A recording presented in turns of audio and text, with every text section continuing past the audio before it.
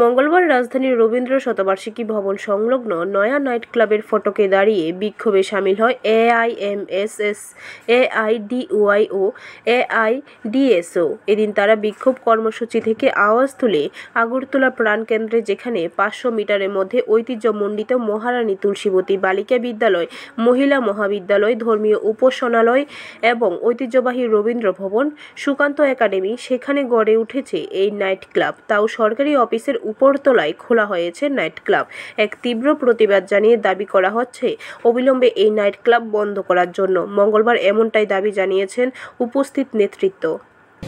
যে আরম্ভ করেছে এবং আপনার শহরের প্রাণকেন্দ্র, যেখান থেকে একটা স্কুল শ্রীপতি বালিকা বিদ্যালয়, ওমেন্স কলেজ, বিভিন্ন ধর্মীয় প্রতিষ্ঠান, কিন্তু শহরের প্রাণকেন্দ্রে একটা এরকম পাশে রবীন্দ্র ভবন, সুকান্ত একাডেমি, সাংস্কৃতিক পরিমণ্ডল, যেখানে সেই অবস্থায় দাঁড়িয়ে সরকার কিভাবে তার নিজস্ব বিল্ডিংয়ে একটা মদের লাইসেন্স প্রাপ্ত একটা ক্লাব, নাইট ক্লাব খুলেছে, তার বিরুদ্ধে আমরা অল ইন্ডিয়া ডিএসইউ, ডিআই এবং এমএসএস আজকে তীব্র প্রতিবাদ জানাচ্ছি।